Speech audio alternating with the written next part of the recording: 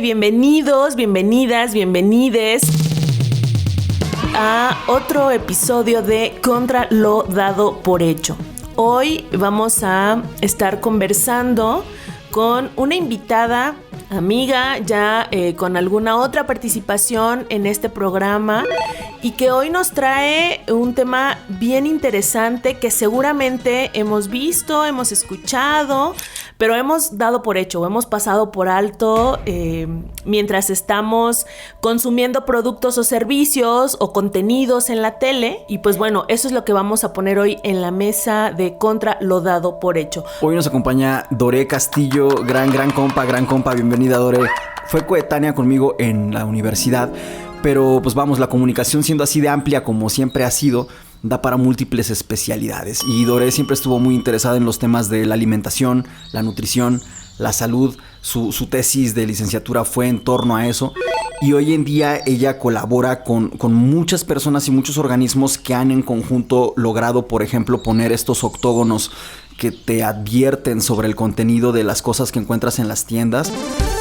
Los esfuerzos que han estado realizando han derivado en que algunas marcas modifiquen la composición, la estructura, la fórmula de sus productos, y son pasos que se van dando hacia una mejoría de nuestras ingestas y hacia una concientización justamente de lo que comemos, por qué, quién lo produce, a qué costo para las personas, a qué costo para el medio ambiente. Y entonces, haciendo el programa que hicimos y que lo pueden encontrar en nuestra primera temporada acerca de por qué comemos cosas que nos enferman, se empezó a asomar un tema que hoy vamos a desplegar aquí con mayor amplitud, que es el tema del greenwashing. Pero decíamos hace unos instantes que a lo mejor no es solamente el greenwashing, sino un montón de washings, y ahorita vamos a entrar a definir qué son los washings. Usted no se nos saque de onda, señor, señora. Ahorita les vamos a cotorrear qué son los washings, pero no sin antes decirte que bienvenida, Doré. Muchas gracias, Beto y Grace, por esta invitación. Estoy muy feliz de acompañarles de nuevo por acá y pues para seguir conversando y arrojando luz sobre toda esta serie de situaciones, de discursos que hemos dado por hecho respecto a sus intenciones, y analizar un poco más qué puede haber detrás y si realmente esas estrategias de limpieza, de imagen, de limpieza, de acciones, ¿no? Porque a eso se traduce el washing, tienen una intencionalidad más dirigida hacia el bienestar de las personas o hacia el bienestar de las mismas corporaciones o marcas que las propician. Entonces yo encantada de estar por acá acompañándoles. Es que, ¿sabes algo, Grace? La vez pasada, cotorreando, después de que hicimos el programa, yo supongo que por estos misterios espías de los algoritmos, me salió luego un comercial de Nor Suiza. Somos activistas de la mesa y tenemos la misión de mejorar nuestro cuerpo y nuestro planeta cambiando la manera en que comemos, porque lo que comemos está dañando a nuestra tierra. Y los pequeños cambios, como más verdura y menos carne, hacen la diferencia. Y día tras día, bocado tras bocado, más personas se suman a nosotros. Cambia el mundo cambiando lo que pones en tus platos. Entonces se lo pasé a Doré y le dije, oye, mira, yo sé que Nor Suiza debe estarlo diciendo como de dientes para afuera, pero están comenzando a suceder estos mensajes. Me pregunto si es ingenuo de mi parte sentir un poco de alegría, ¿no? Y Doré me decía, pues es que sí hacen el comercial, sí está muy bien el discurso, pero Nor Suiza tiene una cantidad de sodio que es brutal para la salud y no han modificado eso en su producto. ¿Tú has sentido esto, Grace, también con lo que ves en el súper, en los comerciales, en lo que nos llevamos a la casa? Claro, fíjate que a mí me resulta bien llamativo cómo es que la forma en la que las sociedades percibimos a los diferentes movimientos, a los diferentes tipos de activismos, cambia conforme estos activismos se van fortaleciendo. Sobre todo conforme estos activismos se van volviendo más numerosos. ¿no? Y entonces, por ejemplo, ser personas disidentes en torno a temas de género, que antes era, ay, las feminazis son unas exageradas, ¿no? Sin embargo, conforme se coloca la discusión y entonces las mujeres feministas tienen esta oportunidad de pública y abiertamente colocar más argumentos, dar más razones históricas, sociológicas, antropológicas, políticas, económicas, nos vamos dando cuenta como sociedad que sí hay algo que trabajar allí. Y entonces este activismo, por ejemplo, cobra mucha relevancia, cobra mucha potencia, y entonces ya somos más personas dándonos cuenta de que esto es real, de que esto es serio, es válido, y de que hay mucho sustento de fondo. Y las marcas reaccionan en consecuencia, ¿no? Entonces, cuando nadie quería hablar de feminismo porque era polémico y porque polarizaba, hoy las personas y las marcas comerciales, políticas, institucionales, se trepan a ese tren, y entonces, como ya es políticamente incorrecto no ser feminista, pues ahora todo es feminista, ¿no? Pero nos empiezan a vender cosas pintadas de rosa o cosas pintadas de morado para que nos sintamos bien feministas, y que consumirlo y portarlo ya nos vuelve, nos coloca dentro de estas estructuras que hoy socialmente se están moviendo y se están reajustando. Pero esto no pasa nada más en términos de este movimiento, ¿no? Que ya nos adelantaba Doré hace unos segundos acerca de que esto podía ser pinkwashing, ¿no? Como todo se pinta de rosa o se lava de rosa para que encajemos. Por washings, durante esta conversación, entendemos justo eso que acaba de decir Grace, ¿no? Que se pinte de algún color, que se lave de algún color. Entonces estamos ante un desfile. Vamos a estar aquí en esta mesa. Es como una especie de buffet de casos en los cuales vamos a estar analizando distintos tipos de lavado, o distintos tipos de simulación, o distintos tipos de encubrimiento, o distintos tipos de hipocresía. Pero generalmente, desde luego, ejercida desde las marcas, desde las instituciones, y de eso va. Entonces, hasta ahorita hemos asomado un poco de pinkwashing. Claro, y en términos de nutrición y de comunicación de lo que ingerimos, ¿no? Sí hay más productos, en este ejemplo que trataba de colocar, pintados de rosa. Hay vitamínicos, ¿no? Exclusivos para mujeres porque tenemos necesidades específicas. ¿Qué tan cierto es eso? ¿No? Y hay campañas publicitarias diciéndonos que cuidar de nuestro cuerpo y amarlo está bien, y, ¿no? Y desde allí nos venden cosas, desde intentos de hacerlo entrar en ideologías que hoy están masivamente mucho más aceptadas. Pero ¿qué tan cierto es esto, Doré, en términos de que efectivamente consumamos lo que nos dicen que nos venden? ¿Y qué tan cierto es esto en relación de cómo las marcas, otra vez pueden ser marcas comerciales, políticas, públicas, realmente tienen transformaciones de fondo en sus culturas organizacionales para hacer congruente su discurso con su contenido? Sí, pues es un tema súper interesante porque justo algo que hemos observado mucho, ¿no? Desde el sector donde yo trabajo, que es el de sociedad civil, y que nos centramos en temas alimentarios, ¿no? En temas de políticas de alimentación, pues ha sido esta forma en la que los productores de alimentos ultraprocesados, principalmente las marcas y las corporaciones, pues se han planteado como, bueno, recurren a distintos tipos de estrategias, ¿no? Para sentarse a la mesa de la toma de decisiones o a la mesa con las y los consumidores y decirles, oye, nosotros somos parte de la solución.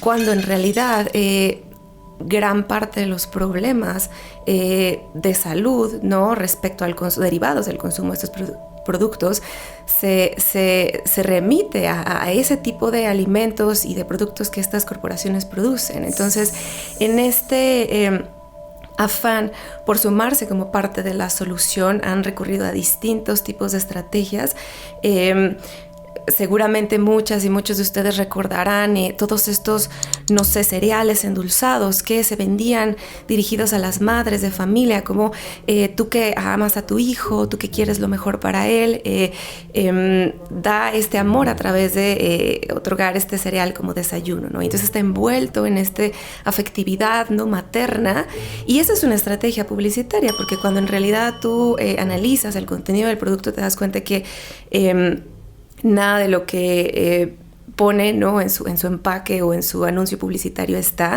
sino que más bien tiene una serie de componentes nocivos para la salud, ¿no? Y esa es una de las estrategias que hemos detectado y que muchas y muchos de nosotros vivimos, ¿no? Consumimos productos que fueron otorgados, ¿no?, por nuestros familiares con la mejor de las intenciones, cuando en realidad no había mucha noción clara, ¿no? Y porque se había oscurecido cuál era, ¿no?, en realidad el contenido del producto.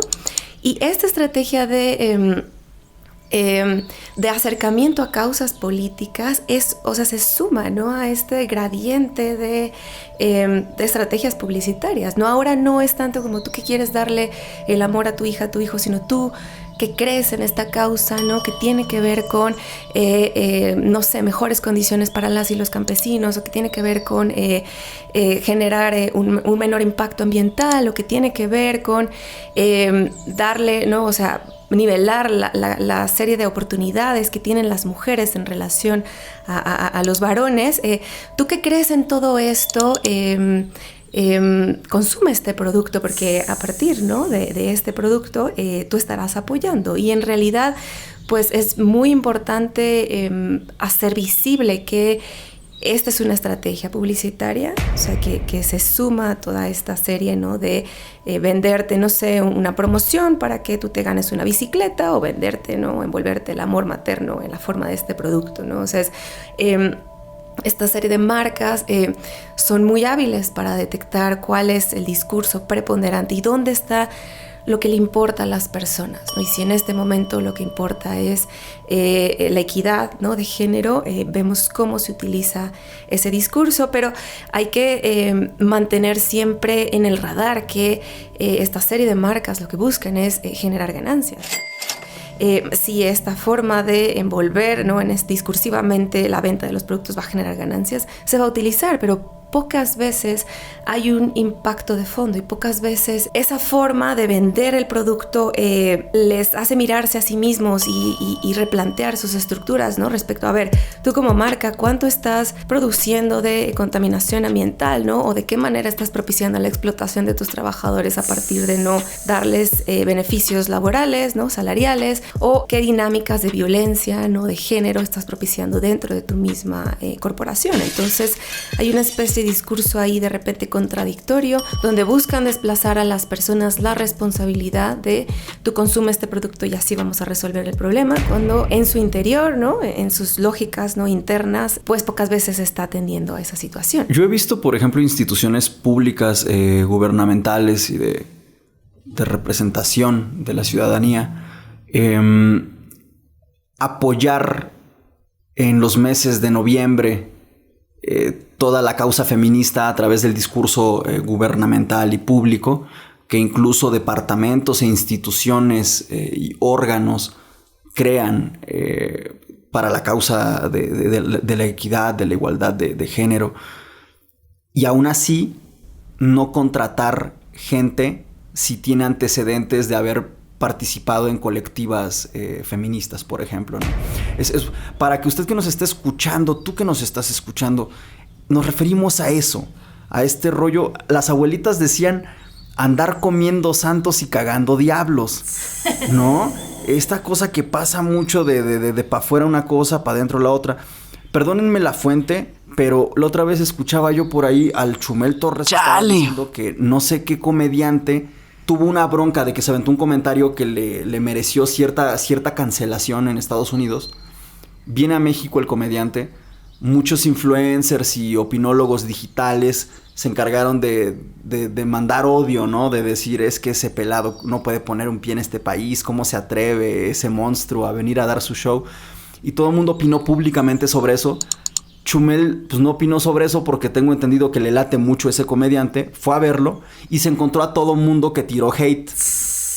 ¿Sabes? Me estoy acordando de uno de los grandes consejos de vida. Yo solo tengo como 3 grandes consejos de vida que son como la columna vertebral de mi día a día. Uno de los 3 grandes consejos que recibí alguna vez, precisamente de una maestra, que me decía que las personas no tenemos playeras que nos diferencian en cada uno de los ámbitos en donde nos movemos. Solamente los diferentes espacios de nuestras vidas son distintos en función de las cosas que allí hacemos, pero somos la misma persona todo el tiempo, ¿no? La misma persona trabajadora, es la misma persona estudiante, es la misma persona en tanto una relación familiar, esposa, hija, madre, prima, sobrina, ¿no? Eres la misma, no te cambias la playera si cambias de la habitación en donde entras, ¿no? Y entonces ella decía, esto lo digo porque tienen que tener congruencia. Pero quizá lo mismo para las empresas, ¿no? Quien nos vende, por ejemplo, cuidado por los animales, ¿no? Una marca de producto lácteo, que no me atrevo a llamar leche, que nos dice que cuidan a sus vaquitas y que las tratan con mucho amor para que produzcan la leche más nutritiva y más sabrosa. Pues no sabemos si hacia adentro existen políticas realmente enganchadas de toda la investigación que hay precisamente sobre buen trato y mal trato hacia los animales, pero también hacia sus personas colaboradoras, en todos los niveles que implican, desde la cadena de producción hasta la cadena de suministro, distribución y colocación de su marca y de sus productos. Entonces, ¿qué tan conscientemente consumimos, ¿no? Se pone aquí en esta mesa un énfasis en que lo que las marcas nos dicen y nos dan, pero también lo que nosotros supuestamente abanderamos y qué tanto realmente lo seguimos, ¿no? Puede ser una autocrítica un poco fuerte, pero creo que estas dos caras están pues ahí en la cuerda floja en este momento. Sí, yo creo que es bien importante. Platicaba con un amigo hace unos días sobre lo que pasa en el discurso nutricional, sobre todo, y yo me voy a enfocar más en el que llevan a cabo las marcas, las corporaciones, y el que llevan también las instituciones, más fuera del ámbito individual, sino el posicionamiento social de estas actores, ¿no? De estos actores políticos. Y hablábamos sobre estas expertos que tienden a hablar, por ejemplo, de la lactancia materna o de la alimentación saludable como una especie de moda. Y hablaba, bueno, yo le mencionaba los riesgos que yo veo en ese discurso, o sea, en esa cooptación del discurso respecto a lo saludable, ¿no? Sobre la alimentación saludable de las niñas y los niños, la alimentación saludable de los adultos, en tanto a una moda, porque eso se mueve más en el ámbito de lo individual y en el ámbito de la provisión de productos, de la adquisición de servicios y de productos, y se mueve más en el ámbito de las mercancías.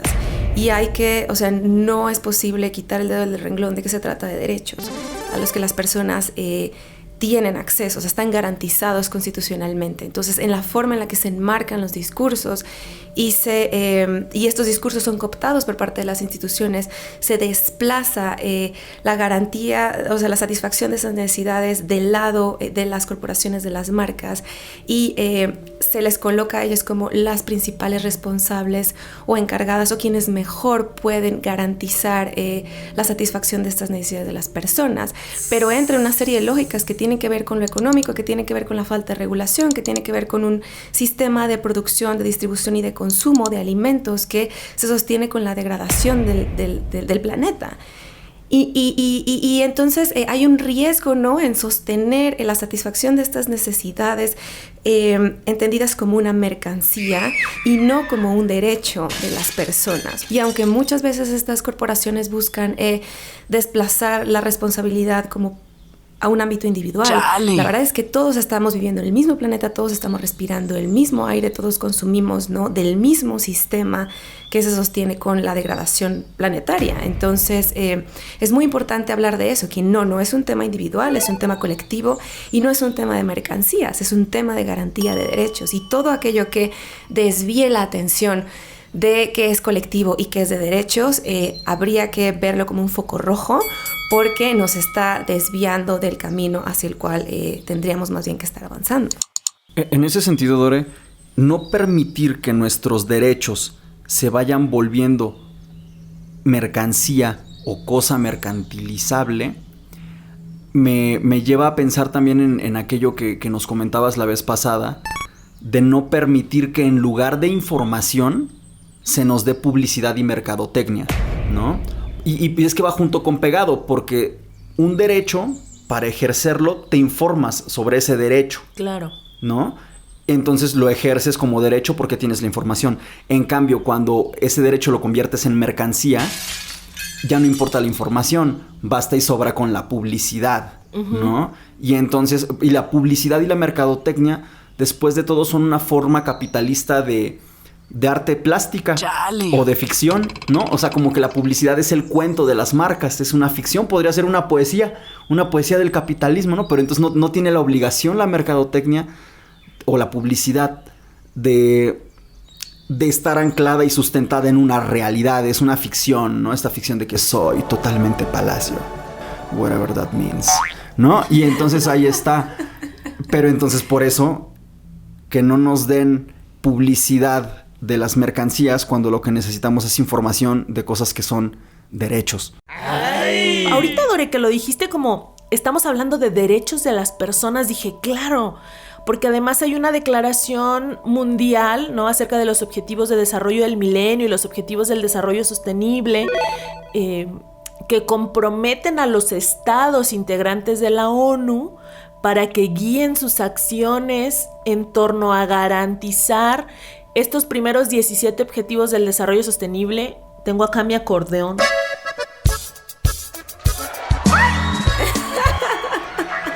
Para que me crea que ahí está.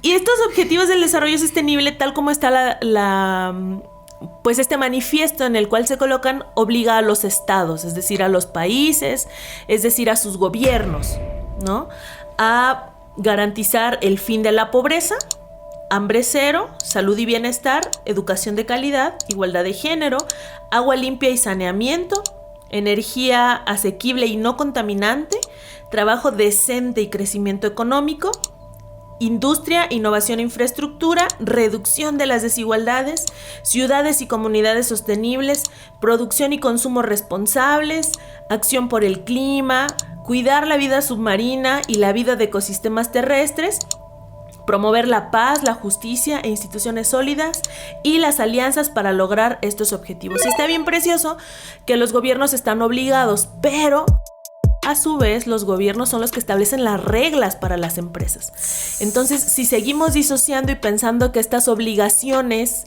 son nada más de los estados y que lo que hacen las empresas al ser de iniciativa privada y al estar en la vida privada tienen esta libertad de darnos marketing por información y de darnos productos sin tener a los derechos en el centro, puede ser bien peligroso, ¿no? Y es que creo que hay un síntoma de época también que no ayuda a nada. Conforme le fuimos comparando a Mark Zuckerberg y esta banda sus doctrinas acerca de la percepción de la realidad, hoy en día nos importa mucho más la representación de la realidad que la realidad. Digo esto porque hoy que incluso nuestros gobiernos se han sometido a la doctrina de las apariencias digitales, están importando mucho más los discursos que las acciones, y comienza a llegarnos también a las personas. A mí me da mucho gusto que hoy en día las personas estemos cuidando más nuestro discurso, pero eso no significa que necesariamente estemos cuidando más nuestras acciones. Entonces, en este marco de las representaciones de las cosas, las marcas a veces les basta representar cosas sin que necesariamente tengan que hacerlas, representar bienestares, representar y simular responsabilidad, aunque de facto no la estén ejerciendo. Pero es que vivimos en un mundo en el que a veces la apariencia basta, ¿no? Y se genera una especie de esquema ahí de impunidad. Porque además me pongo a pensar en eso. No sé quién esté vigilando bien con fuerza y hasta sancionando que eso que las empresas declaran 100% esté sustentado en la realidad. Por ejemplo, me pongo a pensar en este comercial que decíamos de Knorr hace un rato, ¿no? Knorr se aventó un comercial buenísimo, con un discurso padrísimo. Hablo con Dore, Dore me dice, pues sí, pero es que siguen teniendo un montonal de sodio que no han modificado en su producto. Yo me pongo a pensar qué instancia gubernamental tendría que estar vigilando para decir, oye, Knorr, estás mintiéndole a la gente, no te puedo permitir que le mientas a la gente, te voy a cerrar la planta unos 2-3 meses hasta que dejes de mentir. Y vamos viendo si con esto agarras la onda de que tienes que dejarle de mentir a mi población. Ahí la respuesta, según yo, es Profeco. Pero ¿cómo jala Profeco en estos términos, Dore? ¿Cuáles son sus reglas? ¿Cuáles son su potencia de ejercer vigilancia y, en su caso, ejercer sanción? Sí, a mí me gustaría retomar este punto puntos que han mencionado ambos, ¿no? Y respecto a cuando hiciste enlistar los objetivos del desarrollo sostenible, yo pensé, claro, es que podemos encontrar un comercial de todas las marcas dirigido a cada uno de los objetivos, claro, o argumentando que están teniendo impacto en ese aspecto. Y también va relacionado con lo que mencionabas del comercial sobre el que abordamos. Yo les propondría, ¿no?, como cada que uno se enfrente a este tipo de discursos, que se pregunte, ¿a quién beneficia a largo plazo esto que dicen que están haciendo? O sea, realmente, ¿a quién está beneficiando, no? Porque si la respuesta es, bueno, a mí me da la impresión de que la marca está haciendo algo, la respuesta está ahí, le beneficia a la marca. O sea, está cambiando la imagen que yo tengo respecto a la marca y está dándome, ¿no?, como o sugiriéndome que está involucrada en causas, pero en realidad pues es esta apariencia, ¿no?, publicitaria, que sirve pues para generar más ventas y para plantearse como parte de la misma solución. Y me parece muy interesante, ¿no?, porque todo esto que estamos hablando ha tenido mucho eco, tuvo mucho eco en estas semanas pasadas, donde fue la cumbre de los países, ¿no?, y de las organizaciones de Naciones Unidas respecto a la crisis climática, y esta serie de discursos, ¿no?, de activistas de todos los países que decían y Greta Thunberg ha sido, ¿no?, como la que ha abanderado más esta causa, es decir, estamos hartos de su bla bla bla, o sea, ya demasiado bla bla bla y pocas acciones. Y eso quizá en el tema de la crisis climática es lo más urgente, porque definitivamente no estamos aproximando hacia este suicidio colectivo que no estamos decidiendo nosotras y nosotros como personas, sino que toda esta serie de corporaciones ha estado decidiendo, ¿no?, que hacia allá nos van a conducir. Y esto que no hablábamos sobre cuál es el límite respecto a hasta dónde entran las y las corporaciones, porque de repente nos da esta impresión de que ellas y ellos tienen un papel más allá o tienen atribuciones más allá de lo que tienen los gobiernos, pero pues son sujetas y sujetos, ¿no?, de derechos y de obligaciones, y no están más allá de la Constitución y de los tratados internacionales, ¿no?, que los mismos países firman. O sea, entonces sus acciones muchas veces exceden todo aquello que limitan esos tratados internacionales y la misma Constitución, pero no están más allá. O sea, en todos los países ellos son sujetos obligados a acotarse a lo que se establece, pero dado el poderío económico, ¿no?, o sea, el poder económico se transforma en poder político, y entonces tenemos, ¿no?, como en esta cumbre respecto a la crisis climática, que activistas y organizaciones hacían el análisis de cuántos países estaban representados y cuántos cabilderos de las industrias de producción, no sé, de gasolinas o de producción de petróleos estaban representadas, y agrupaban, o sea, los cabilderos representaban a más países que los países mismos, ¿sabes? Ellos podían conformar un país más grande que los representantes gubernamentales o de sociedad civil o de academia. Entonces estamos hablando de que esa es la realidad mundial. O sea, en este ámbito que tiene que ver con la cuestión climática, que es un tema urgente, pero es lo mismo en temas de derechos, de alimentación, de salud. Encontramos esas mismas sobrerepresentación de estas industrias que tienen un claro conflicto de interés, porque no hay compatibilidad entre los objetivos, ¿no?, de desarrollo respecto a garantizar la salud y garantizar la sostenibilidad de la alimentación con preservar su sistema de producción, distribución y consumo de productos y de servicios y de alimentos que se sostiene de esa explotación y de esa desigualdad. Entonces, aun cuando los gobiernos cuentan con una serie de mecanismos y de recursos, hay una presión brutal, y sobre todo lo observamos en países del sur global, ¿no?, que ahora ese es el término que se utiliza, no tanto países subdesarrollados, porque hay unas implicaciones ahí también de desigualdad, pero más bien todos estos países del sur global que son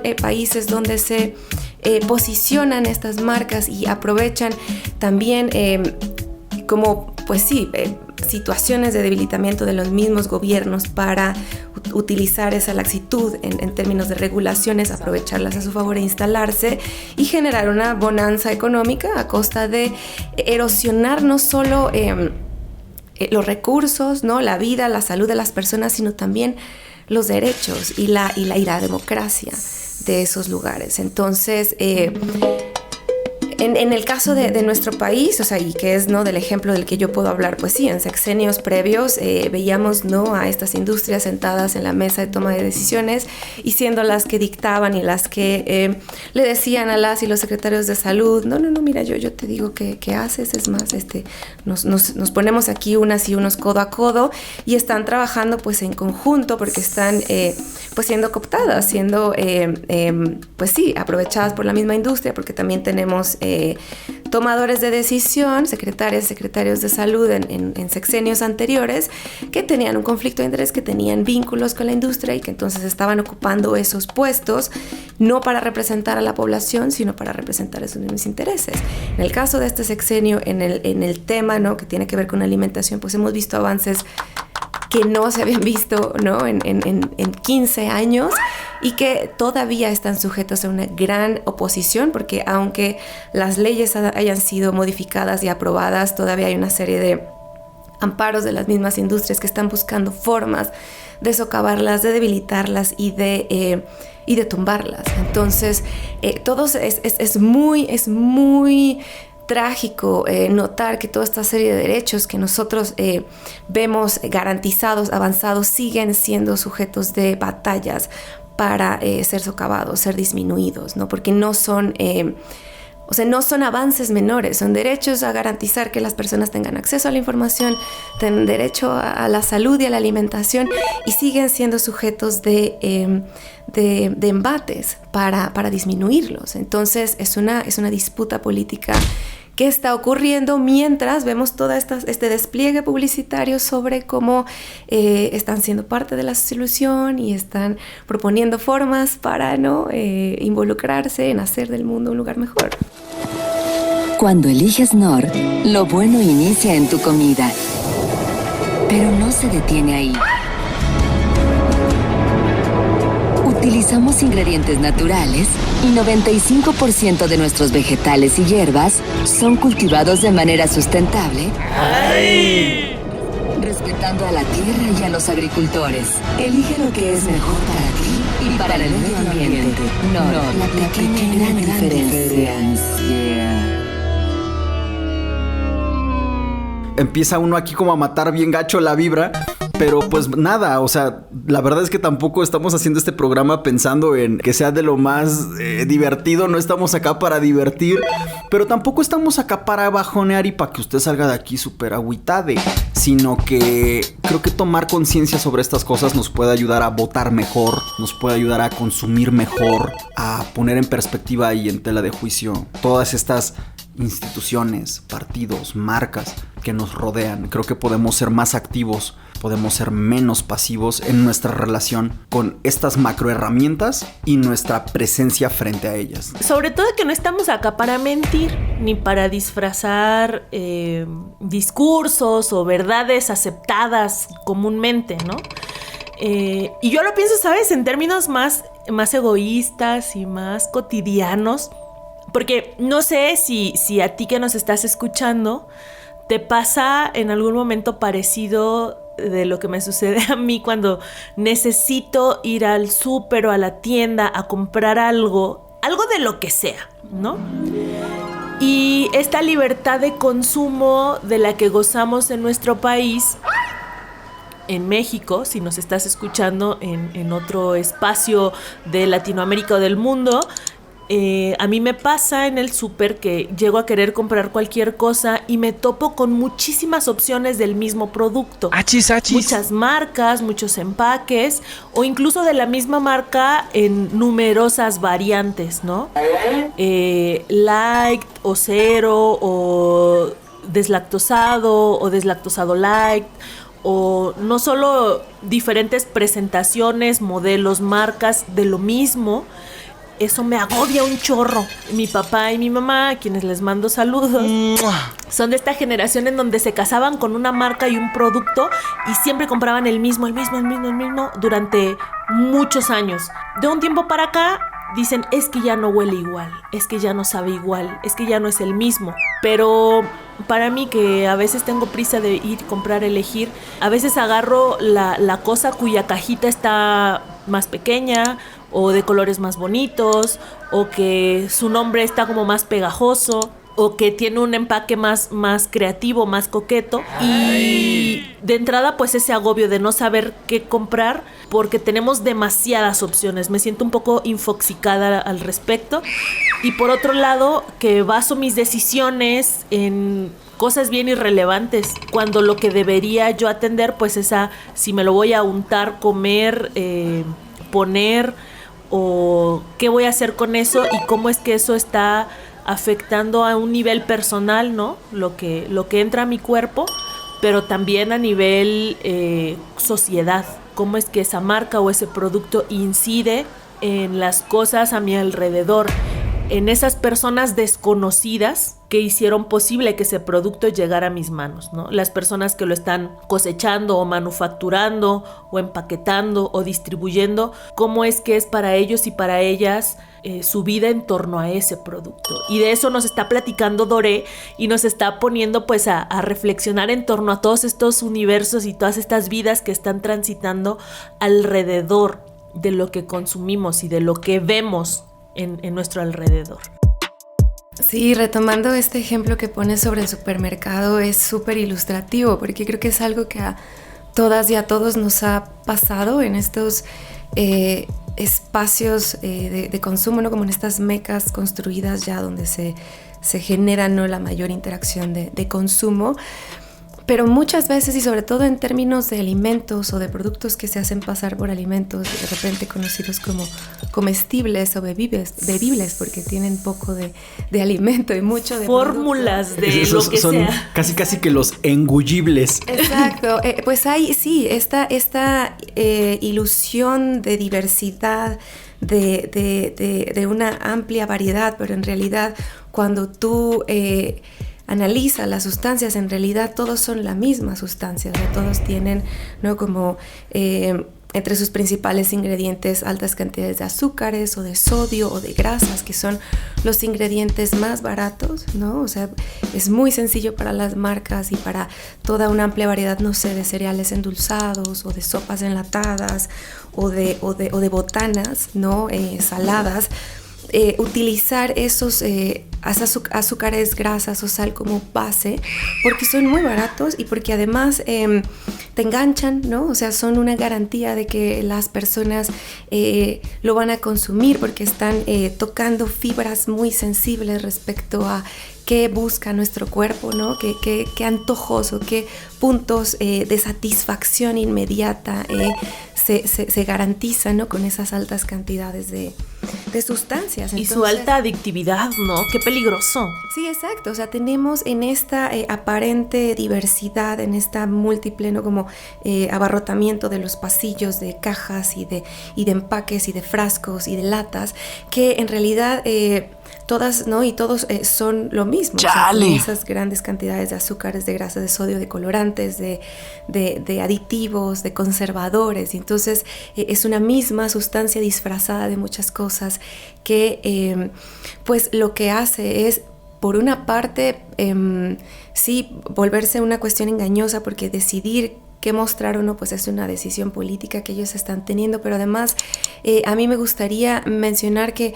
sí hay un componente de lo que las personas podemos elegir y las decisiones que tenemos, pero ese componente, ¿no?, de lo que podemos elegir está ceñido a un entorno, y hay una serie de políticas que han determinado qué es lo que está permitido en ese entorno. Y me gusta mucho este ejemplo respecto al consumo de agua, ¿no? Y a todas estas prácticas de cuidado individual que hacemos sobre el consumo de agua, y estos chistes que dicen, bueno, ya me bañé en 15 minutos para que Nestlé pueda seguir explotando, ¿no?, los mantos acuíferos de aquí de la región. Y es claro, o sea, es que nuestro impacto individual está restringido a una serie de políticas, ¿no?, que a nosotros nos ponen como, pues sí, tú tienes un efecto, pero no es solo el único efecto, porque también hay otra serie de grandes actores y de no sé, estas industrias que están también explotando o aprovechando esa serie de vacíos, ¿no?, legales. Entonces, sí tenemos una responsabilidad al consumir, pero no es la única forma en la que nosotras y nosotros podemos interactuar, involucrar con las situaciones, y no es la única manera de ser parte de una causa. O sea, a mí sí me gustaría poner mucho sobre la mesa que la vía del consumo y de decidir qué sí elegimos y qué no puede darse a partir de abandonar espacios, ¿no?, como estos supermercados, involucrarnos más con los mercados, ¿no?, regionales, los mercados cercanos, o la señora, ¿no?, que viene del cerro y que produjo, ¿no?, aquí sus elotitos y su producto de temporada, y que está instalada en la banqueta afuera de tu casa, y que esa forma de consumo y de transacción es más sostenible y tiene efectos más favorables para las comunidades y para las personas que el consumo en estos centros comerciales o estos mercados. Y es que, ¿sabes qué? Estoy cayendo en cuenta que a partir de lo que nos comentas sobre la base constitutiva de la mayoría de los productos que compramos en el súper es básicamente la misma. Y en cambio, cuando consumimos en un mercado, ahorita me estaba acordando, por ejemplo, pues yo nací, crecí, me crié prácticamente toda mi vida en la Huasteca Potosina. Y es una cosa bien común ir al mercado y en la temporada de mangos encontrar una variedad loquísima de mangos, o sea, muchos tipos de mangos, Manila, Petacón, Corriente, Ataulfo, ahí en el mercadito. Y que incluso entre la misma variedad de mangos hay diferentes opciones, ¿no? Que si esta vez salieron como muy dulces, más chiquitos, más grandes, bla, ¿no? Pero entonces cuando voy a vivir a la capital de mi estado, entonces fui y me compré uno a un centro comercial, que fue donde encontré. Pues había solo un tipo de mango y ni siquiera estaba tan chido como los que yo había visto en mi pueblo. Y entonces estaba bien caro, además. Y además estaba bien caro, ¿no? Hay un punto de esa temporada en la Huasteca donde te los regalan en las casas porque ya es demasiado y se puede echar a perder. Claro. Y acá carísimo, un solo tipo. Y en realidad toda esta enorme variedad de productos en cajas, empaques, bolsas y latas no es más que la restricción de un solo tipo de componentes. Cuando acudir a los mercados te da esa otra variedad que no te ofrecen, en cambio, estos centros comerciales, ¿no? Sobre productos como en este ejemplo los mangos, pero como muchos otros, ¿no? Estas variedades y enriquecer un poco las experiencias gustativas, ¿no? Sobre cómo una misma fruta, un mismo vegetal puede saber y sentirse de formas bien distintas. Y que esa es una parte que, hablando de temas alimentarios, no es una pérdida menor cuando a nosotras y a nosotros se nos presentan como la mejor alternativa a los ultraprocesados con todos estos grandes componentes de azúcares y de sodio y de grasas. O sea, porque hay una erosión gustativa, o sea, nuestros paladares van perdiendo esta capacidad de detectar sabores muy sutiles, detectar texturas, ¿no? Muy particulares, porque estos comestibles y estos bebibles están anegados de sabores diseñados, ¿no? ¿no? Como en el mercado para generar ventas y para engancharte con el producto y que te lo comas rápido y que no te des cuenta realmente de que comiste este producto y abras rápidamente el otro empaque, pero en realidad hablábamos, ¿no? De esta homologación de las dietas, esta forma en la que también se homologan también los sabores, ¿no? Porque al abocarnos solo a una variedad de mango que encontramos en el supermercado, pues se habitúa, ¿no? Nuestro paladar y bueno... Nos volvemos miopes del gusto. Una maestra de inglés en la secu decía que cuando ella iba a Estados Unidos le gustaba mucho que allá el pan para hacerte un sándwich está repleto de opciones. Una, porque las marcas tienen muchos tipos de pan blanco. ¡Claro! Y otra, porque mucha gente también tiene la cultura hasta de hacer su propio pan blanco y de recortarlo personalmente para hacer un sándwich. Dice, y en cambio acá en México, como que tú crees que el sabor de un sándwich es forzosamente el sabor de Bimbo. ¿No? Entonces, ¿qué tanto? Imagínate esto, el sándwich como posibilidad, como género artístico, en México está secuestrado por una sola empresa que tiene dos. ¡Chale! ¿Y a cuántas cosas de la vida que de manera genérica tienen un nombre, las llamamos como el nombre de la marca? Ajá, el pan Bimbo le decimos. ¡Chale! Sí, que se han apropiado de esa representación, ¿no? De la cosa. El resistol. Ajá. Al rato, ya la categoría la nombras por un representante que es esa marca. Y esa es una muestra de éxito de la marca, a costa, ¿no? De perder nosotros como representaciones mentales o como recursos de lenguaje para hacer referencia a la cosa, ¿no? O sea, es punto para la marca, es cero para... Entonces es nuestros hábitos de consumo, todas estas políticas de marketing afectando temas nutricionales, culturales, gastronómicos, simbólicos, políticos. No manches, o sea, todo lo que nos atraviesa en la vida. Fíjate que me acabo de llegar aquí una especie de iluminación de que recibimos más publicidad que información y que nos hace un llamado, Dore, a que analicemos quién gana con eso. Y me vino este caso de que en la casa, en el taller, en la oficina tenga usted vitacilina porque... ¡Ah, qué buena medicina! Bueno, agarro ese ejemplo de publicidad porque me está diciendo dónde tenerla y me está diciendo que ¡ah, qué buena medicina! Pero yo a la fecha no sé qué hace la vitacilina, nunca la he comprado. Pero ¿sabes? O sea, esa pauta te está diciendo que para empezar como que la compres triple, ¿no? Para que la tengas en la casa, en el taller, en la oficina. O sea, te tienes que comprar unos 3 tubos y te está diciendo que con eso ya la hiciste. Pero no te está diciendo por qué. Entonces, mientras tanto, tú ya compraste 3 tubos. Bueno, si te apendejo. Tengo 3. No es cierto. Pero no sé, o sea, capaz que sí es muy buena medicina. Pero la pauta no nos está diciendo por qué. Y me estaba acordando también de Andrea, a quien le mandamos un saludo y un abrazo, porque nos hablaba de cómo estas marcas refresqueras están apelando a convertirse en referentes simbólicos acerca de lo que nos gusta, ¿no? Que la asociemos con cuestiones como ser jóvenes, como ser familiares, ¿no? Como la Navidad. Y en ningún momento están hablando de que nos hidratan, aunque son bebidas, o de que nos aportan algún valor nutricional, aunque están repletas de minerales y cosas raras, ¿no? Añadidas ahí. Y tampoco están apelando a darnos justo información de qué es lo que estamos consumiendo y eso qué efectos puede tener. Incluso el tabaco. ¡Chale! ¿No? Que al menos tiene la obligación de poner esta advertencia acerca de que el exceso en su consumo produce tal.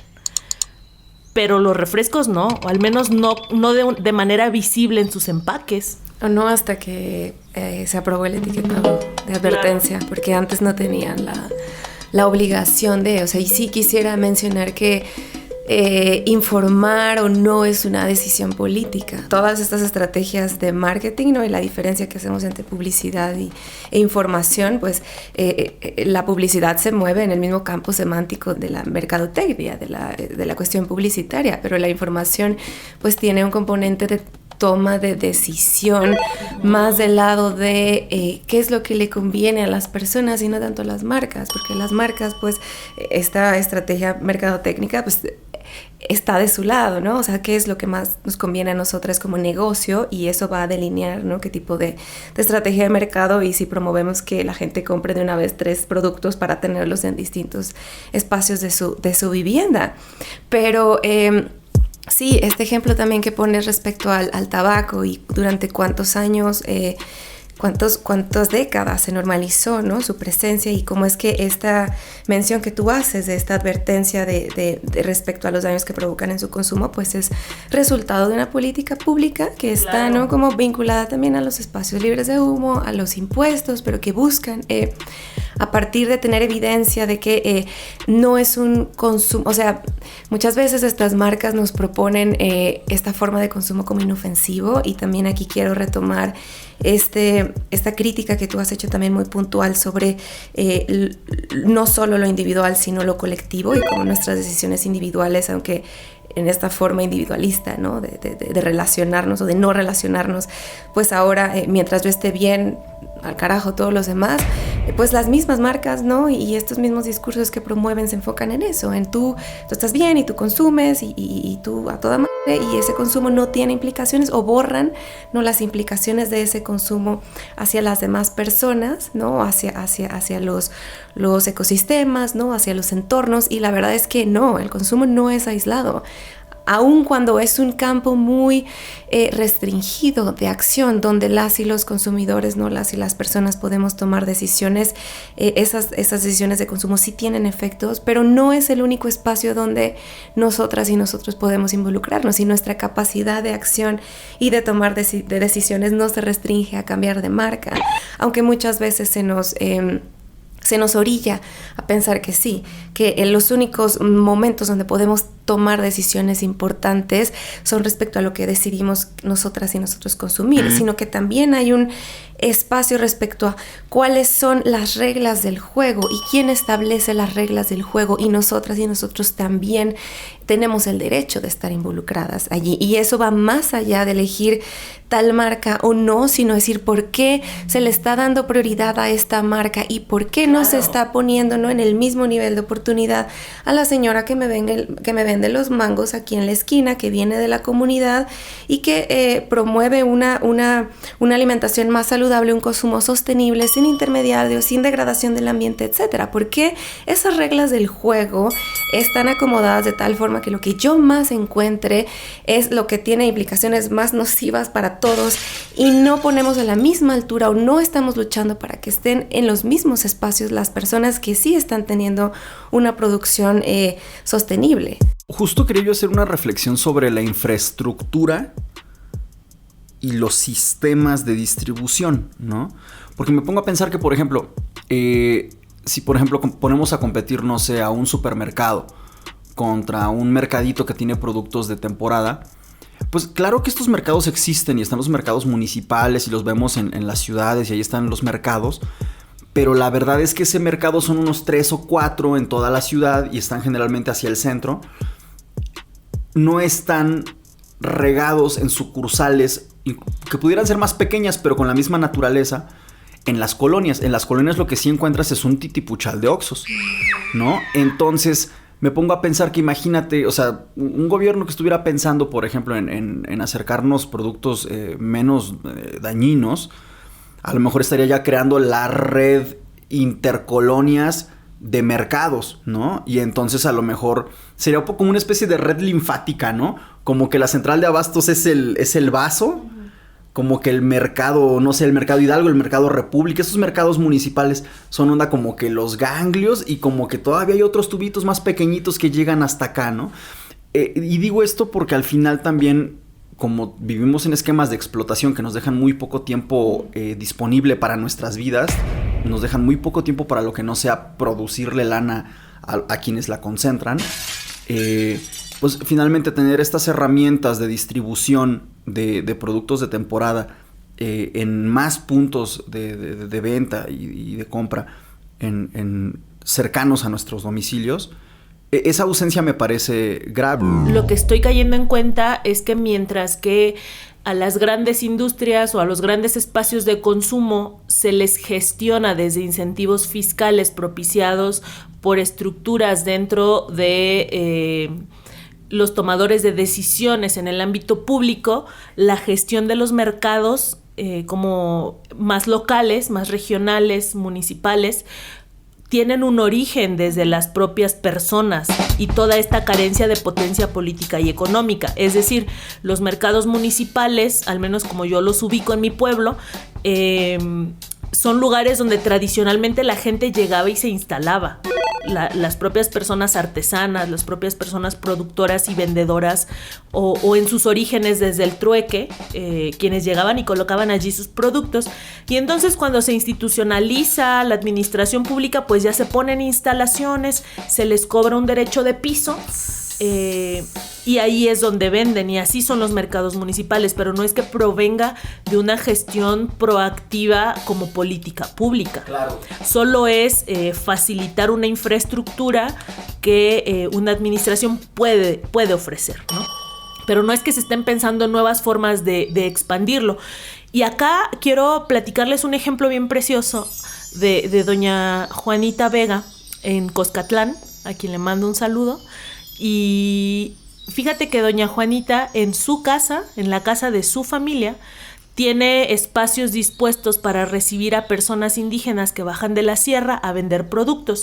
Muchas de estas personas a veces no hablan español y entonces ella ha aprendido una cantidad inmensa de variantes de lenguas indígenas, o sea, no nada más la lengua, sino sus diferentes variantes regionalizadas, para ayudar a estas personas a comerciar en el tianguis de su municipio. Ella también es comerciante, pero le ayuda a estas otras personas. Y ayudarles no nada más desde la parte traducción, sino de recibirles en su casa, darles de comer, proveerles a veces un espacio donde dormir, un espacio donde embodegar sus productos y muchas veces ella misma hacer la venta de estos productos y darle el dinero a las personas que por sí mismas no tienen los medios de bajar de sus poblaciones hacia la cabecera municipal a vender sus productos, ¿no? Esta es una forma de construir dinámicas de comercio regionales, sostenibles, saludables y de cooperación, de interrelación, pero entre personas, desde la buena voluntad de las personas. ¿Cómo esto podría traducirse en una política pública?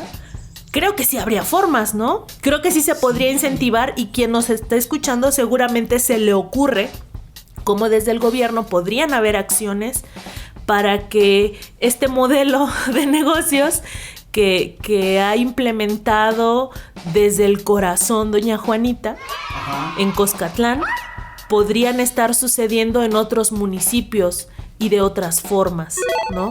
Todo lo que tiene que suceder para que una persona pueda poner a disposición de quienes quieren consumir sus productos. No es nada más montar una mesa, una silla, un toldo o un espacio físico de cemento para que allí vendan los productos, sino implica, igual que en los supermercados, cadenas de producción, de traslado, de conservación, de resguardo, de suministro y hasta de ubicación en el espacio propicio para que la persona consumidora lo pueda ver y decida tomarlo.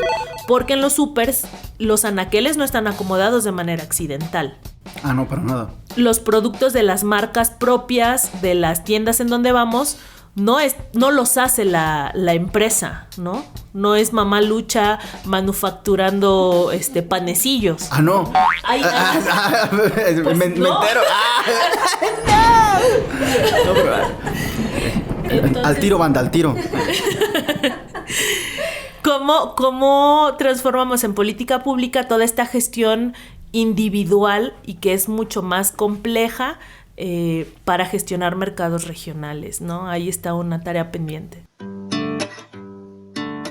Que se ha desplazado el resolver la alimentación o resolver el transporte como un problema individual. Exacto. O sea, es tu problema. ¿Cómo te vas a alimentar? Si tienes tiempo o no. O las vías que vas a utilizar, ese es tu problema, ¿no? Que la jornada laboral te digan, tienes 1 hora para comer. Y hazle como puedas, ¿no? Y eso sí te va bien. Yo estuve una vez en una chamba de 4,000 varos al mes por 8 horas de jale. Y era castigadísimo que se te ocurriera comer, ¿sabes? O sea, tenías la audacia de necesitar comer, ¿no? O sea, no porque comer sea una necesidad fundamental para existir, ¿no? O sea, ¿cómo te atreves a necesitar comer? Conozco gente en corporativos muy entacuchados aquí en Santa Fe. Bueno, es que estamos grabando en la Ciudad de México. No les dijimos, pero nos descolgamos acá a dar el rol para cotorrear con Doré, pero en estos corporativos yo tuve compañeros y compañeras que de repente decías, oye, vamos a comer. Decían, no, lo que pasa es que ahí está el licenciado y como que no le gusta que yo me vaya a comer antes de que él se vaya a comer. ¡Chale! Que yo necesite comer, ¿no? En algún momento de la vida. Y esto viene hasta desde la escuela, que tienes que pedir permiso para ir al baño. Dices, oye, es que si no voy, aquí va a pasar algo. Claro. En mi cerebrillo, yo pensé el tiempo en términos de una jornada semanal. La verdad, para mí está súper cañón tener tiempo en mi semana de ir hacer este recorrido por un mercado para seleccionar lo que voy a consumir durante la semana, porque es que a mí mi jornada laboral, ya no digamos la jornada diaria, mi jornada semanal no me da para ir a hacer una despensa de las cosas que ocupo del súper, de las cosas que ocupo de un mercado, de las cosas que voy a ocupar, por ejemplo, para la limpieza, o de lo que voy a necesitar para mis rufinas, o de lo que voy a necesitar para otros espacios de mi vida. Porque justo la vida es como tan demandante que cada vez hay menos tiempo para planear las comidas o para hacer las comidas. Y parece que lo más importante es chambear, comas lo que comas y lo que tengas a la mano, y lo que tienes a la mano pues son una bolsa de frituras o de pseudo productos lácteos o de pan que son bloques de azúcar, ¿no? Entonces pues mucho más trabajo, menos tiempo y menos calidad en lo que consumimos. Estamos orillados a esos esquemas y justamente entonces acaba, como dice Doré, ¿no? Siendo una bronca individual resolver eso. Y que también genera mucha frustración en las personas, o sea, porque por una parte no las responsabilizas y al mismo tiempo las culpabilizas, pero no les das muchas alternativas. O sea, pero ¿cómo sería que los sitios en los que nos desenvolvemos, no sé, pienso la escuela, el barrio, el trabajo, pusieran la alimentación como un problema colectivo? Y entonces no es qué vas a comer tú o cómo vas a comer tú o a qué hora, sino cómo vamos a comer todos los que estamos aquí. Pienso, ¿cómo serían nuestros trabajos? ¿Cómo serían nuestras escuelas? ¿Cómo serían nuestros espacios comunitarios si pusieran, ¿no?, la alimentación como una situación colectiva, una necesidad colectiva y la resolviéramos en conjunto? O sea, y hubiera un tiempo, ¿no?, para, ok, vamos a hacer una pausa, vamos a comer. Pero también, o sea, esta conexión con que la forma en la que se alimentan las personas que estudian o que trabajan en este espacio tiene implicaciones en el rendimiento escolar y el rendimiento laboral. Y no hay... Esta desconexión es falsa. O sea, porque claro que tiene implicaciones en tu trabajo, en tu escuela, que el niño no tenga tiempo para comer o que la mamá no tenga tiempo para comer. Es falsa esta idea de que a mí no me afecta que tú no tengas tiempo para comer o que no comas o que estés comiendo en condiciones terribles. O sea, o que lleves el paquelunch, ¿no? Que es pura azúcar para que te pongas más alterada, más alterado a la hora del recreo. Es que no estamos acostumbrados a pensar el azúcar como una especie de perico. ¿Sí me explico? Sí, o sea, sí. Te da así un super rush. Sí, pero y te genera esa adicción. Y además también la alimentación como proceso. Sí, como la alimentación desde su contenido, pero esto que nos platicas, Doré, la alimentación como proceso, ¿no? Lo que implica su preparación, su gestión a la hora de sentarte a comer y de hacerlo en compañía y de hacerlo desde momentos colectivos o familiares. Y acá me voy a acordar de esta plática de un puesto muy famoso en San Luis Potosí, un espacio de venta de comida, en donde hay letreros en las mesas en estos negocios, bueno, en este negocio en particular, que dicen favor de no hacer sobremesa. Y cuando yo llegué y me senté ahí a pedir unas gorditas, me impacté porque dije, esta banda, ¿sabe? O sea, esta banda vende comida, pero no saben lo que implica comer, ¿no? Exacto. Comer como proceso, justo lo que nos acabas de decir. Y este programa comenzó con la preocupación de los contenidos, pero también las formas y también los espacios y los significados, ¿no? Y los momentos y las personas de las que nos rodeamos, cómo eso llega a significar y a tener impactos también a nivel individual de cuidado de la salud, pero también de gestión de la vida en colectivo. Qué potente y qué profundo. Yo me pongo a pensar, justo hablando de estos washings, de estas simulaciones, de estas como hipocresías, de estas incongruencias, me pongo a pensar que en los últimos años he estado colaborando mucho con gobiernos. ¡Chale! Y me llama mucho la atención cómo los discursos del gobierno siempre son acerca de esta utopía del sueño de estar bien todos y el cambio verdadero. Que todo el mundo trae el cambio verdadero, ¿no? Y esas instituciones, precisamente, han sido espacios que yo escucho decirme a mí y decirle a mis compañeras y compañeros en estos espacios. Te dicen que son chambas de 24/7, cosa que es biológicamente imposible. Y decías tú muchas veces, Graciela, jurídicamente nadie está obligado a lo imposible. Entonces, ese trabajo de 24/7 es imposible. ¿Por qué estarías obligado? Y además te lo pide una entidad que puede salir corriendo con tu aguinaldo y no dártelo, que no te va a dar antigüedad, que no te va a dar IMSS y que cuando lo solicitas pareces ser tú una persona mamoncita quisquillosa que está pidiendo las perlas de la Virgen. Y no ejerciendo tus derechos, ¿no? Cuando es lo mínimo requerido, y me duele ver lo difícil que es conseguir mínimos requeridos. Pero mira, si esta fuera una empresa transnacional, gandalla, blanca, capitalista, capaz que yo lo esperaría. Pero cuando es el gobierno libertario querido del cambio verdadero, dices, oye, ¿qué pasó? Si te supone que tú eres el gobierno de mi país y estás para velar por mis intereses también como ciudadano, porque tú eres el primero en violentarme. Y resulta que una empresa transnacional gandalla a veces sí te da estos mínimos requeridos. Pero también a veces estas empresas privadas, transnacionales, te dan, ¿cómo decirlo? Te dan muchas prerrogativas por encima del mínimo de la ley, que en realidad tienden también a darte ideología que te lleva a trabajar más y a producir más. También, y claro, no, discursivamente orientadas al bienestar. Ese wellness corporativo, ¿no? Exacto. Entonces, ahorita que decías, pues, ¿cómo es posible, no? A ver, si fuera una empresa transnacional blanca capitalista lo esperaría. Es que no. Tampoco tendríamos que esperarlo desde allá, ¿no? O sea, sí entiendo la lógica del comentario, pero solo quiero colocarlo acá para que igual no demos por hecho. O naturalicemos, ¿no? Que esas estar formas trabajando, exacto. Que una condición para tener trabajo es agradecer la explotación. Exacto. ¿No? Estar agradecida con la explotación. No morder la mano que te da de comer. Porque aparte así se vende de pronto, claro. Sí, es gachísimo cuánto de este discurso buena onda está sustentado en nada.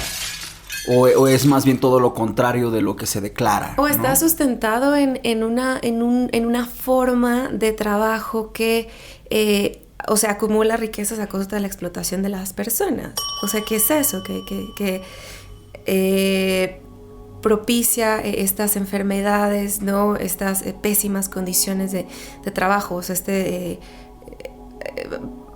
sea, dificultades para tener actividad física, para moverse, no solo para estirar las piernas o para ponerte de pie, ¿no? Ayer estuve con una amiga que no, o sea, vamos, por privacidad, yo no mencionaré su nombre, aunque le agradezco todo lo que estuvimos platicando ayer, que tiene un trabajo de esto que pudiéramos denominar o que ahora llaman la alta competencia.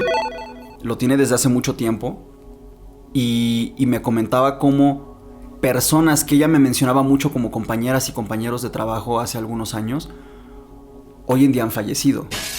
Vamos, no quiero forzar la relación que hay entre sus fallecimientos y ese trabajo, pero es que ella me decía que ella personalmente hoy en día ya experimenta alucinaciones acerca de que como que escucha la voz de personas con las que tiene muchas videollamadas de trabajo y así. Entonces me pongo a pensar eso, o sea, el costo que está teniendo en nosotras y en nosotros como individuos sostener el nivel de productividad que las grandes empresas y corporaciones e instituciones demandan de nosotras y de nosotros, ¿no?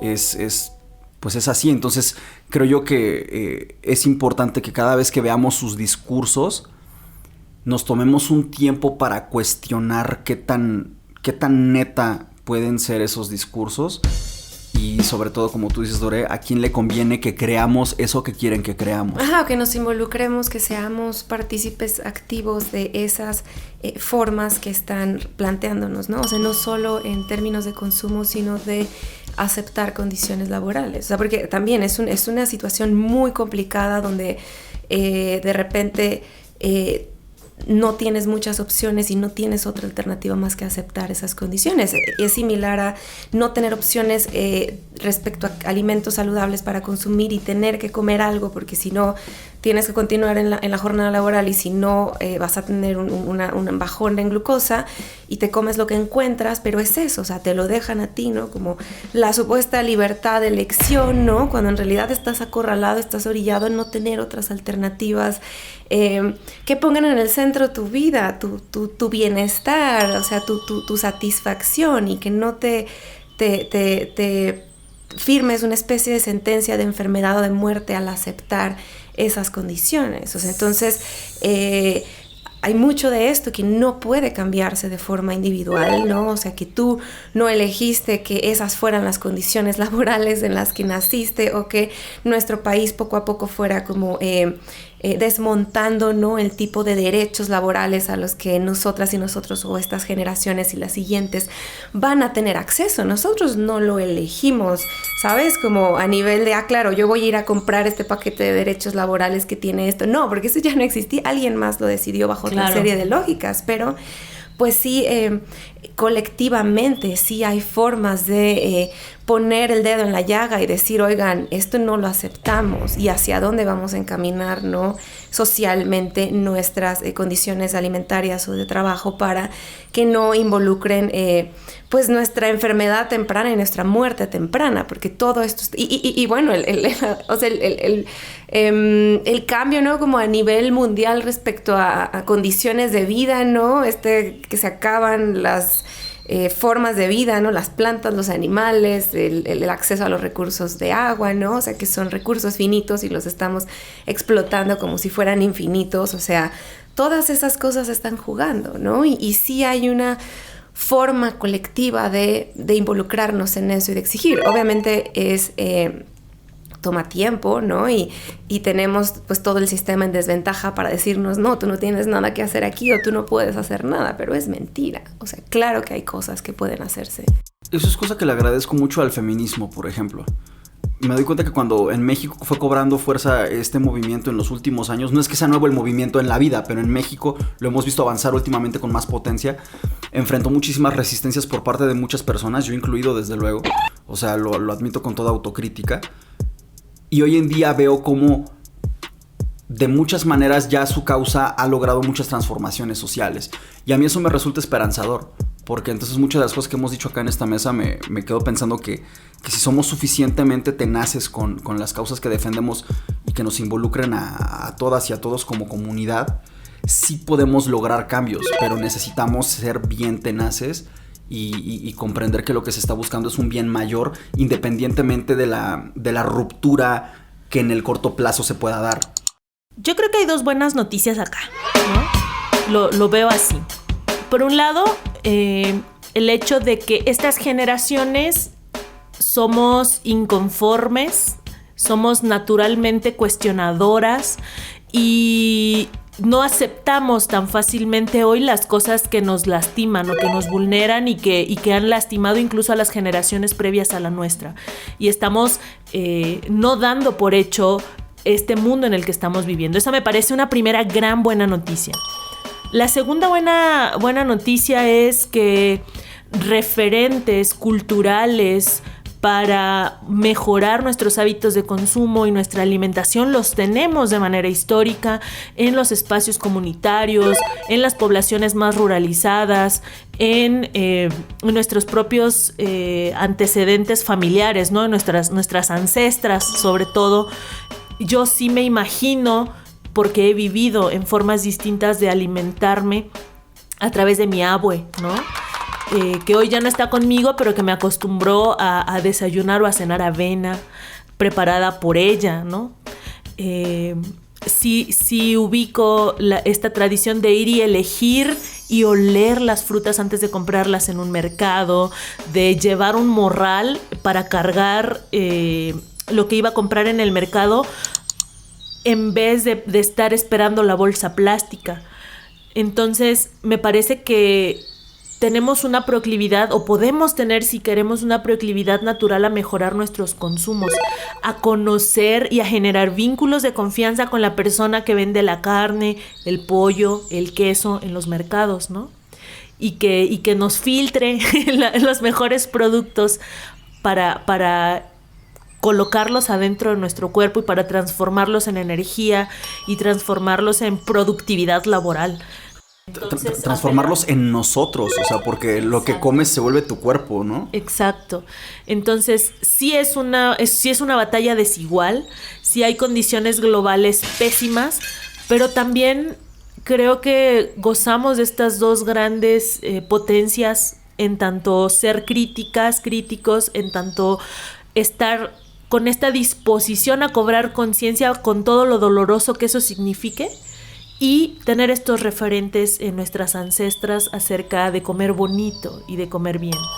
Sí, es súper importante que tú retomes este punto sobre de dónde venimos, ¿no? Porque platicando también con Beto justo en este programa previo sobre por qué comemos lo que comemos, él dijo, hablando, ¿no? De, bueno, estamos en este punto donde parece que estamos atrapados y cuál es la dirección hacia la que hay que ir, y entonces hay que adoptar, no sé, las prácticas europeas que nos están diciendo que la dieta con estas composiciones extranjeras es lo mejor. Y entonces él decía, no, es que parece, ¿no? Como resultado de estas reflexiones parece que más que aprender hay que comer, hay que recordar cómo comer. Y eso fue, ¿sabes?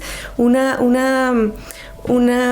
replanteamiento de que eso es algo que ya tenemos y en México, ¿no? Y en nuestras distintas regiones, porque México no es uno, o sea, es la región, exacto, y las comidas, ¿no? Que hay en estos distintos Méxicos están allí y son una fuente de, o sea, no solo de salud y de bienestar, sino de goce, de satisfacción, de comunidad, de vínculo con la tierra que por fortuna tenemos, pero no podemos dar por sentado de que van a continuar ahí.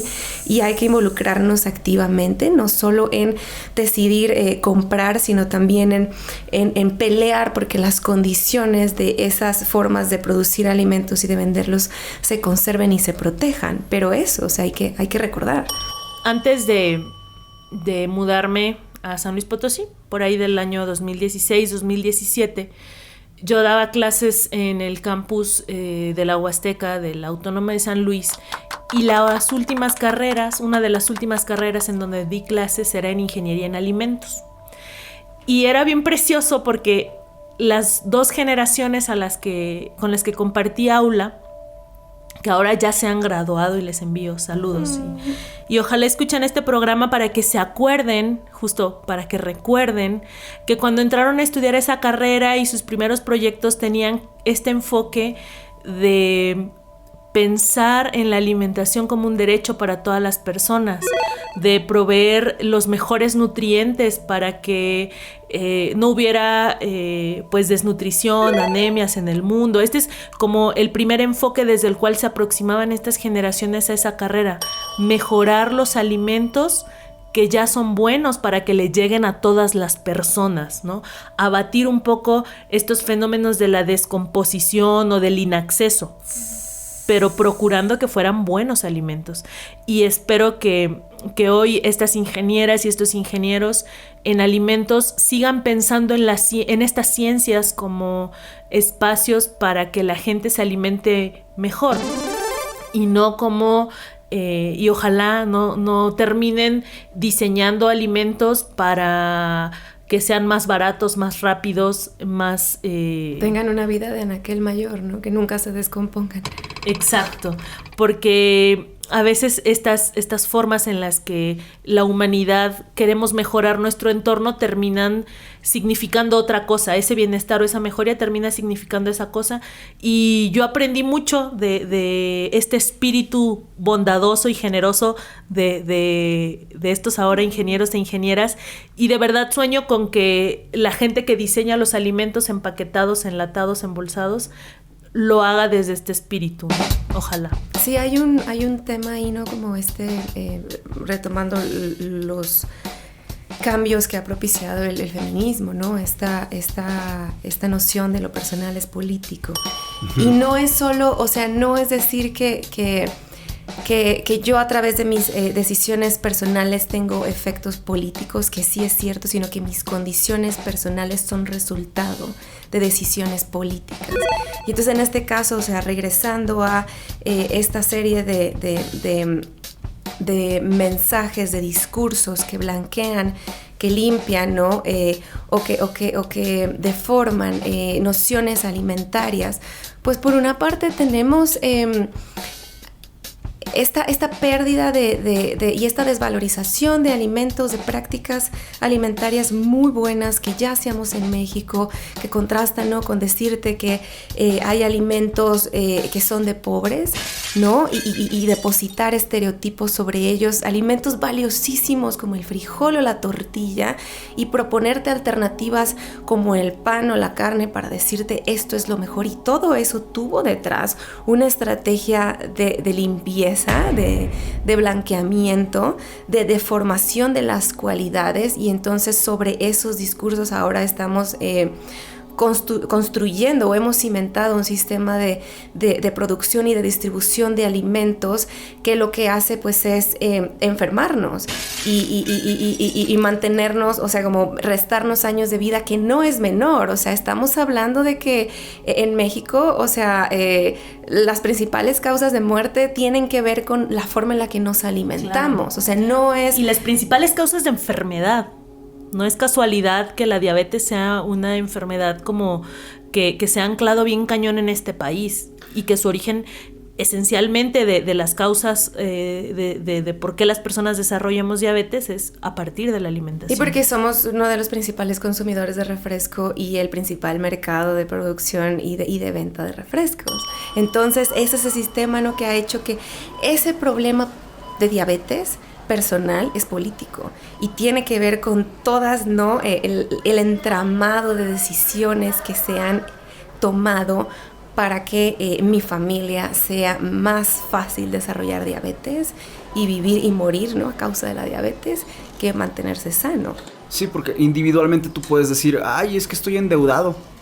Y sí, pero no te pones a pensar en el componente sistémico, por ejemplo, de que no están regulados los mercados inmobiliarios y que entonces esas rentas que pueden ser hasta injustificadas, de repente entonces pagan una renta que no se corresponde con los salarios promedio, y entonces tú pensabas que individualmente estabas endeudado como que porque sí, a pesar de estar haciendo esfuerzos por ahorrar, por ser austero. Pero entonces de repente justo sí, cuando ves el tablero ya como una cosa sistémica, te das cuenta que tú estás individualmente endeudado, pero que millones de personas están individualmente endeudadas por un tablero colectivo que está diseñado para que la cosa así sea, ¿no? Son cosas, colectivamente sintomáticas, ¿no?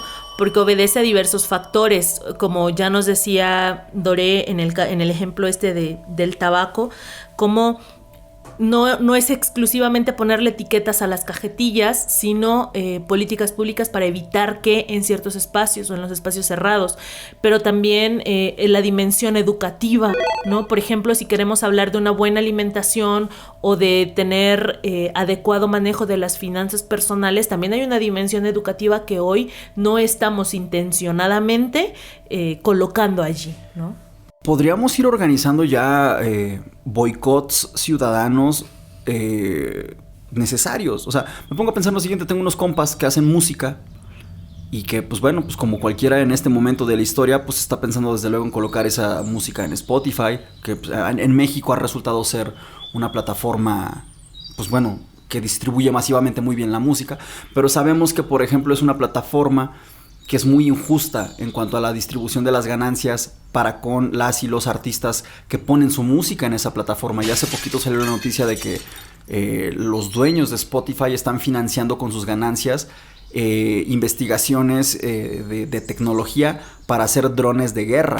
Entonces imagínate que tú eres una persona que hace una canción desde el corazoncito, que es un llamado a querernos y a estar en paz, y con tus reproducciones estás contribuyendo a financiar armas cada vez más gandallas para matarnos entre seres humanos. Y por eso digo que en cualquier consumo es importante que veamos que más allá del discurso de marca, hay acciones de marca en las que tenemos que poner atención y tomar acciones, como por ejemplo mis compas que están pensando ya en ver qué hacen para no volver a estar en Spotify, aunque eso puede significarles un golpe muy duro a ellos como banda.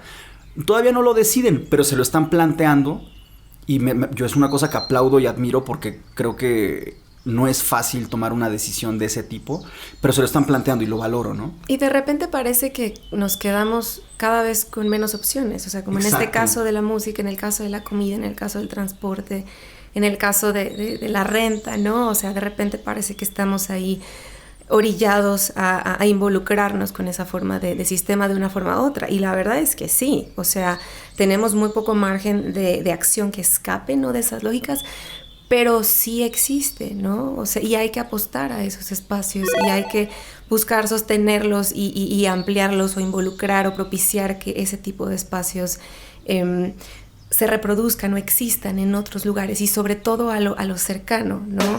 A lo colectivo, a lo comunitario, a lo vecinal, a lo barrial, o sea, porque ahí está, ¿no? Mucho de lo que nos sostiene y pienso, ¿no? Que esa sería una vía a la que colectivamente tendríamos que apostar y que no nos digan que no sirve o que no nos digan que no hay nada valioso que podemos encontrar allí, sino que lo más valioso solo va a radicar, ¿no? Como en lo individual o en este consumo hacia afuera, ¿no? Y no, o sea, hay una riqueza tremenda en todo lo cercano que nos sostiene y es hacia donde tendríamos que apostar. Y a dialogárnoslo, ¿no? A mí a veces me cuesta mucho trabajo aprender sobre cosas que no me son como torales en mi forma de ser. Por ejemplo, el consumo de música, ¿no? Yo no soy tan proclive a la música, pero ahora que sé esto, desde este diálogo, pues me cuestionaré mejor mis consumos y mis plataformas para escuchar la música que me gusta. Sin duda, esto que nosotros aprendemos a partir de los intereses que nos son propios y que intentamos desde allí también tener esta congruencia de la que ya hablábamos, puede ser una lección que otra persona quiere aprender, también para construir sus propias congruencias y pues desde estos ámbitos comunales, barriales, tengamos la generosidad para platicarlo, porque a lo mejor habrá alguien más interesada en ubicar en dónde está ese mercadito donde puedo encontrar diversas variedades de mango o de aguacate, ¿no? Estos aguacates gigantes que se llaman pagua allá en la Huasteca o los aguacates o chinini, se llaman chinini en Jalapa las paguas. O estos chiquititos que incluso puedes comerte la cáscara y sabe delicioso, o que te venden hasta las hojas de aguacate para hacerte un té que es fantástico. Vamos, estos aprendizajes que a nosotras nos toman algún tiempo y algún grado de experiencia, se las podemos ahorrar pues a otra persona para que acceda también a estos saberes, a estos espacios y a estas lecciones de vida para mejorárnosla sustancialmente. Gracias a ti que nos estás escuchando. Y bueno, conoces nuestras redes sociales de Contra lo Dado por Hecho en Facebook y en Instagram, en Twitter CLDPH, nuestro mail que es contralodadoporhecho@gmail.com, porque esta mesa pues no es nada más de nosotras que estamos aquí platicando, sino que también recibimos sus ideas, sus inquietudes, para convertirlas también en mesas, ¿no? Entonces esto es, además de un agradecimiento, una reiterada invitación a que participen de la construcción de estas mesas, incluso si implica que se jalen a platicar aquí con nosotras en estos micrófonos, ¿no? Y muchas gracias, Dore, por estos mensajes tan demoledores, ¿no? Tan abridores de ojos, pero también tan esperanzadores, ¿no? Porque no solo me llevaste al shock, me dejaste instalada ahí una semana, sino que me regresaste del shock con estas posibilidades para hacer las cosas de manera distinta y no dar por hecho, ¿no? Que nuestras opciones solo son unas y solo las que son terribles. Muchas gracias por eso. Muchas gracias a ustedes por la invitación. Pienso que todo lo que hablamos aquí y y la esencia misma de su programa, de este poner sobre la mesa las cosas que damos por hecho, es cuestionarnos y plantearnos otras posibilidades para imaginarnos distintos y que no nos digan que hasta ahora el único destino que tenemos es ese, sino que hay otros futuros posibles. Y entonces eso es algo que siento que es una esencia también de este espacio y estoy muy agradecida por eso. Y me vengo enterando, Doré, que no solamente sigues trabajando en salud crítica, sino que ahora estás al frente de ese barco y eres capitana en la organización, y me da mucho gusto, te felicito, de veras que lamento mucho no haberme enterado antes de este programa. Fíjate, me enteré ahorita en este momento. Ustedes están recibiendo mi propia sorpresa también. En primicia. Qué chido, Doré, felicidades, qué buena onda. ¿Y qué viene ahorita para salud crítica? ¿Cómo están por allá? ¿Y dónde los encontramos también para estar al pendiente de sus proyectos y de su trabajo?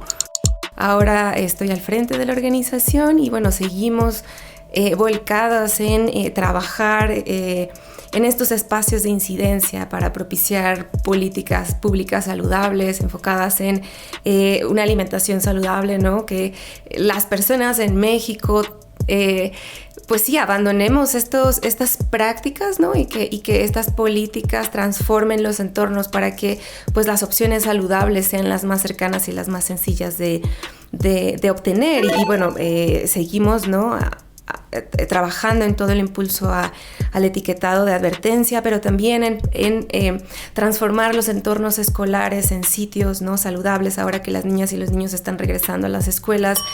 Bueno, no sabemos por cuánto tiempo, porque la pandemia ha sido todo un ir y venir, ¿no? De la casa a la escuela, de la escuela a la casa, pero pues sí, que las escuelas, que durante años han seguido siendo espacios que propician el consumo de alimentos no recomendables, ahora, ¿no? Se vuelvan sitios donde se proteja la salud de las niñas y los niños, y también que los espacios, los medios, ¿no? Como estos donde estamos dialogando, pues restrinjan el tipo de publicidad dirigida a las niñas y los niños que propicia el consumo de alimentos nocivos. Entonces, hacer de estos espacios escolares y de estos espacios de entretenimiento y de consumo de información espacios más saludables en lo referente a los temas alimentarios. Esas son las vías hacia las que estamos trabajando, y bueno, nos pueden encontrar en redes, como en Twitter, ¿no? Como Salud Crítica MX, en Facebook también Salud Crítica MX, y nuestra página de internet saludcritica.org. Ahí estamos atentas y atentos a escuchar sus inquietudes y a sumarles a esta causa. Pues muchas gracias. Visiten también las redes, la página de Salud Crítica, y sigamos colocando estos temas pues en el día a día, ¿no? Ahí el espacio permanente para seguirnos informando y para seguirnos apapachando a través de un consumo responsable, sostenible y adecuado.